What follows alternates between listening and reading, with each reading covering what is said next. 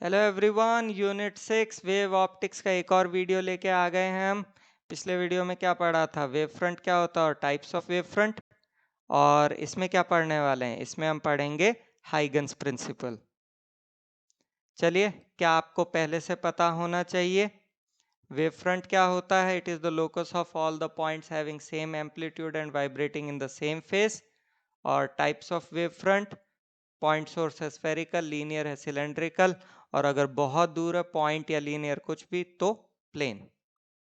Huygens principal, इसमें दो point है।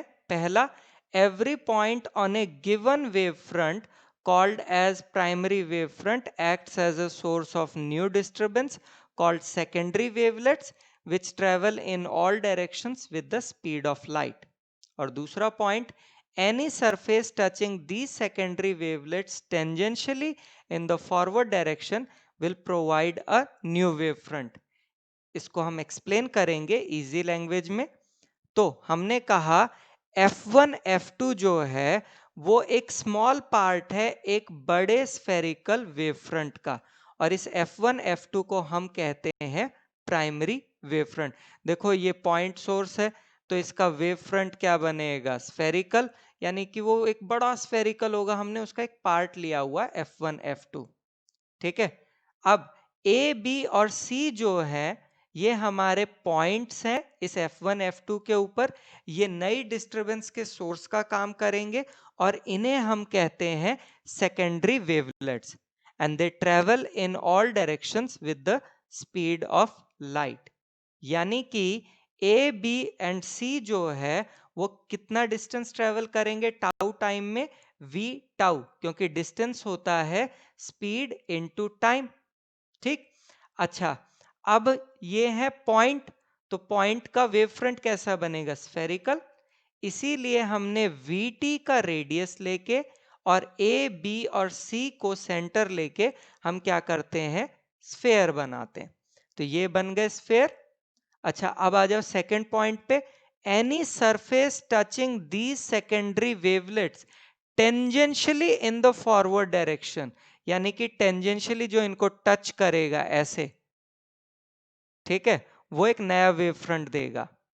ठीक है।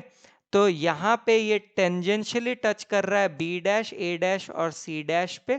ठीक है। फॉरवर्ड डायरेक्शन में तो एक नया वेव फ्रंट बन जाता है G1 G2। ठीक है।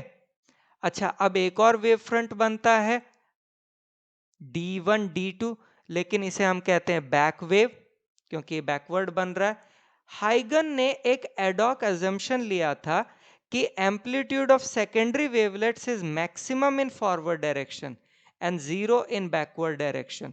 तो इसलिए उसके हिसाब से कोई बैक वेव थी ही नहीं, और इसलिए बैकवर्ड में कोई वेव फ्रंट नहीं मिलेगा। अब हम प्लेन वेव फ्रंट के लिए इसे एक्सप्लेन करेंगे हाइगन्स प्रिंसिपल को। तो अगेन कॉन्सेप्ट वही है, F1 F2 हो गया मेरा प्राइमरी वेव फ्रंट। ठीक है, यहाँ प्लेन है। ठीक है, इसमें हमने पॉइंट्स लिए A1 B1 C1 D1। ये they act as a source of new disturbance called as secondary wavelets. ठीक है, ये डिस्टेंस कितना ट्रेवल करेंगे, आपका C इंटू टी या V टाउ आप कह सकते हैं। ठीक है, तो हम क्या करेंगे, इनको सेंटर लेके वी टाउ को रेडियस लेके हम क्या करेंगे, स्फेयर्स बनाएंगे। ठीक। अच्छा, फिर इन स्फेयर्स को टेंजेंशियली जो अगर हम टच करें तो A2 B2 C2 और D2 के पॉइंट्स बनेंगे, उनको जोड़ दें तो नया वेव फ्रंट बन जाता है G1 G2। ठीक है। इसमें भी एक आपका बैक में मिलता है जो फिगर में नहीं दिखा है, लेकिन हम उसे कंसिडर ही नहीं करते क्योंकि हाइगन ने तो एजम किया था कि बैक में होता ही नहीं है। ठीक है, तो फॉरवर्ड में ही होता, बैक में नहीं होता, इसलिए बैक वेव नहीं मानी। चलिए क्वेश्चंस देख लेते हैं। In the wave picture of light, intensity of light is determined by the square of amplitude of wave. What determines the intensity of light in photon picture.